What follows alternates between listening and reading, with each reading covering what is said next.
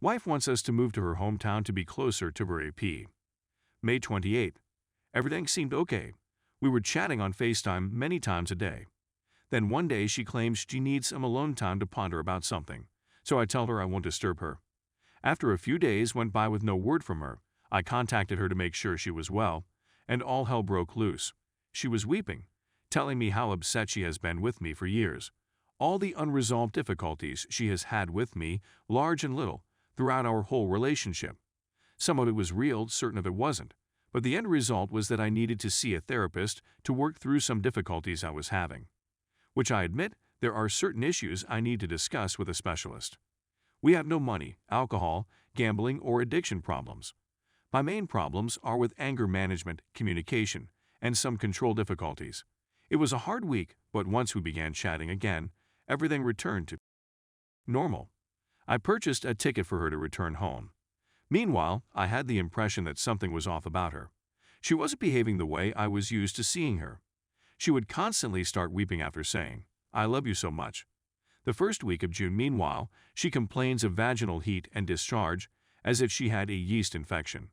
She was diagnosed and treated for a yeast infection, and I joked with her about getting an STD test as well. She did receive an STD test, which came out negative, but the vaginal problem persisted. June 23rd. She returns home and the next day arranges an online appointment with a doctor to get tested again, and when she speaks with the doctor, she walks out onto our balcony and closes the door. That was a major red flag for me since she never, ever talks on the balcony. She did it again to chat to her closest buddy, which I thought was strange. I had a feeling something was wrong. Later that night, I examined her phone to see if there was anything unusual in her texts or browsing history. Another red flag was that she wiped her complete browser history while in Arizona. Then I come across a snapshot of text conversations she deleted but was still in a deleted folder, and they were between her and another man when she was changing planes in Atlanta. She was irritated with him since he failed to show up for the dinner they had arranged the night before she went for her homeland. I then searched through her phone records, noting how many times she texted or contacted his number. And she'd been in touch with him for 5 days before we had our first real chat about marital difficulties. I confronted her and discovered that he had been a long-time high school crush of hers, and she had seen him at the club one night while out with her pals. She kissed him at the bar and followed him home that night. She met him 3 more times in a public park after that, and she intended to visit him for dinner one more time before returning to me. He didn't come up on the last night, and she understood he was taking advantage of her. She said that the day following her first encounter, she felt awful and knew she had wrecked our marriage. She continued to meet him because she felt that our relationship was gone, she was lonely, and she needed a guy to give her attention and confidence. We were still communicating throughout that period she was seeing him, and she contacted him often after we spoke. There are simply a lot of emotions for me to handle right now. She claimed she went home with him because she was frustrated with me, and when she met an old acquaintance from her past, she gave in to temptation. I was even more outraged that her closest friends allowed her go home with another guy and didn't warn her that what she was doing was wrong the whole time she was there. 3 of her closest friends were aware, and none of them advised her to quit. She should have known better, and I'm simply mad at all of them. I questioned her why she came back to me instead of simply staying there. She said she wanted to come back and work on our marriage, that she wanted to be with me, and that she recognized she would never find another guy who loves her as much as I do. I honestly believe her. I think her encounter with this guy shattered her.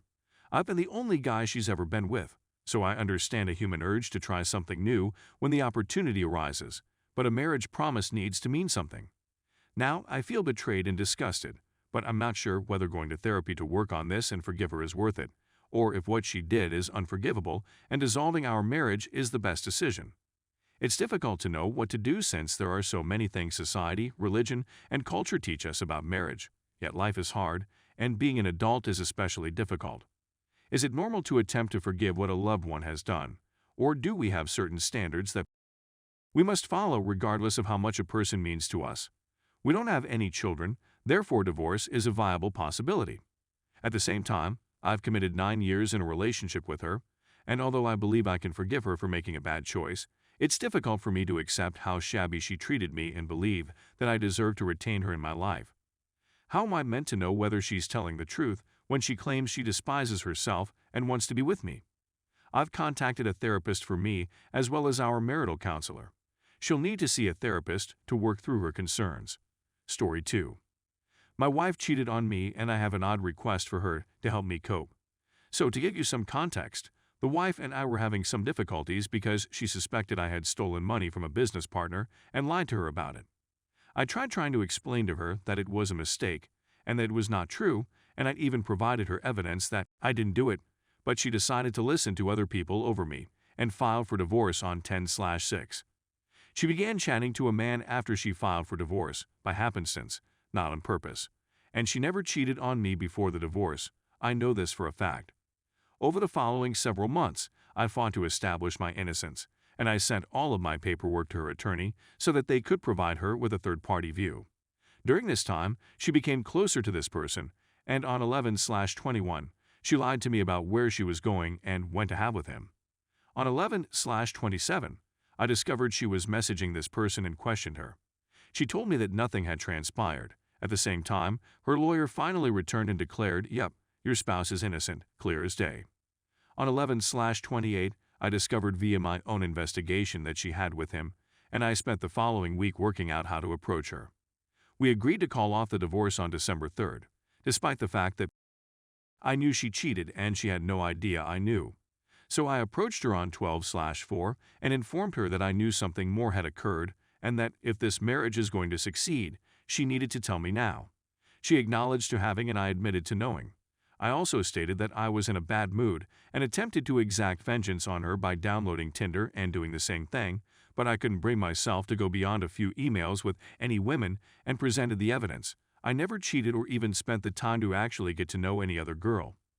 Now I'm attempting to deal with everything she did, including filing for divorce based on a rumor, publicly bad-mouthing me, selling her wedding ring, and screwing another person. She continues to beg and plead for me to take her back, and a big part of me wants to because I keep justifying her infidelity by telling myself that we were in such a bad place together and the divorce was filed before she did it. So maybe we can heal.